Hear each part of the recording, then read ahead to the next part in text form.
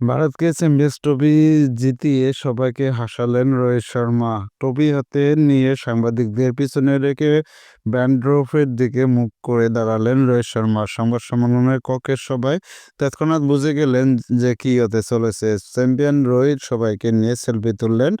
এরপর ট্রফি হাতে নিজেই পোজ দিলেন ডায়াসে দাঁড়িয়ে। ফোন ক্যামেরা এবার ভারতীয় দলের মিডিয়া ম্যানেজারের হাতে।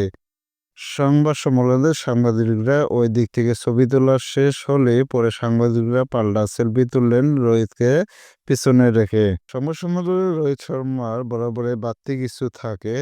সত্য হলো ভারতকে জিততেই হবে। গতকাল দুবাইয়ে চ্যাম্পিয়ন্স ট্রফি চ্যাম্পিয়ন হয়ে তিনি এলেন সংবাদ সম্মেলনে। ২৩ মিনিটের মতো প্রশ্নোত্তর পর্ব যতটা সম্ভব মিটে মানে কোনো কড়া প্রশ্ন নেই, কোনো বাঁকা উত্তরও নেই।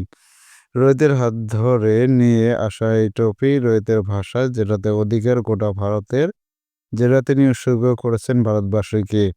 এমন রাতে অধিনায়কেরা কলমের ডগায় তলোয়ার নিয়ে ঘোড়া সাংবাদিকদের অনেক কাছে চলে আসেন। রোহিত তো আসেন বরাবরই। ২০২৩ সালের ১৮ সেপ্টেম্বর রাতে একই অভিজ্ঞতা হয়েছিল কলম্বোতে। শ্রীলঙ্কাকে হারিয়ে এশিয়া কাপ জিতে রোহিত শর্মা এসেছিলেন সংবাদ সম্মেলনে। বাইরের পটকা বাজির আওয়াজ থামছেই না। দুমদাম শব্দে শুরু করে ভারত অধিনায়ক চুপ হয়ে যেতে হয়েছিল। একটু থেমে রোহিত পরে মজা করে বলেছেন, আরে এখন ফোটাচ্ছে কেন? আমরা তো বিশ্বকাপ জেতার পর আতশবাজি ফোটাবো। ওয়ানডে বিশ্বকাপ রোহিতের দল অবশ্য সেটা জিততে পারেনি। তবে গত বছর ওয়েস্ট ইন্ডিজের টি-20 বিশ্বকাপ এবং দুবাইয়ে চ্যাম্পিয়ন্স ট্রফি পরপর দুটি আইসিসি ইভেন্টের শিরোপা উঠেছে রোহিতের হাতে। দিন খোলা হয়ে উঠবেন সেটা স্বাভাবিক। যে কোনো প্রশ্ন স্বভাবসুলভ ধীরস্থির বাচনভঙ্গিতে বিস্তারিত উত্তর কখনো মিশিয়ে দিয়েছেন রসিকতা। মিডিয়া ম্যানেজার ২২ ও ২৩ মিনিটের মাথার সামনে ইতি টানলে রোহিতকে দেখে মনে হচ্ছিল কথা বলায় তার ক্লান্তি ছিল না কোনো। রোহিত সরাসরি এ প্রসঙ্গে না গিয়ে ঘুরিয়ে পেঁচিয়ে সে বললেন, কোনো ভবিষ্যৎ পরিকল্পনা নেই, যেভাবে চলছে সেভাবে চলবে। শেষে চেয়ার ছেড়ে ওঠার আগে তিনি নিজ থেকে আবার পারলেন প্রসঙ্গটা। মুচকে এসে বললেন, একটা বিষয় আমি পরিষ্কার করতে চাই, আমি কোথাও যাচ্ছি না। এই সংস্থান থেকে আমি অবসর নিচ্ছি না এখনই। সবাই হো হো করে এসে উঠল। হাততালির শব্দ শোনা গেল বোধহয় একটু। ফাইনালের আগের দিন বিষয়টা নিয়ে মহাগুণজনে কেটেছিল। সেটাকে রীতিমতো রসিকতা বানিয়ে সবার কৌতূহল মিটিয়ে চলে গেলেন রোহিত শর্মা। ওই ছবি আর সেলফি তোলার পর্ব, তার আগে মূল সংবাদ সম্মেলন।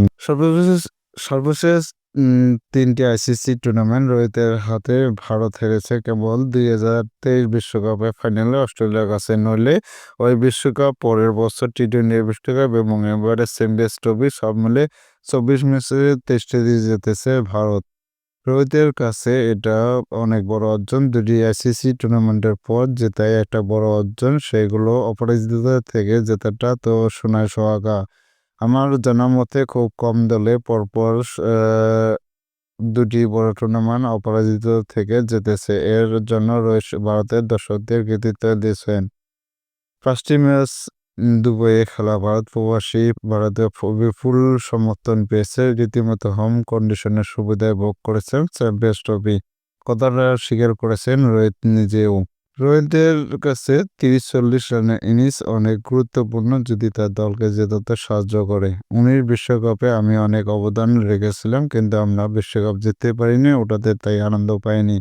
আপনি যদি ৩০-৪০ রান করেও দলকে জিতে যায়, তাতেই বরং অনেক বেশি সন্তুষ্ট হয়ে আনন্দ আসে। রোহিত অবশ্য নিজে একবার বলেছেন, আইসিসি বিশ্বকাপ মানে ওয়ানডে বিশ্বকাপ, যেটা এখনো তার জেতা হয়নি। টি-20 বিশ্বকাপ ও চ্যাম্পিয়ন্স ট্রফি জিতেছেন।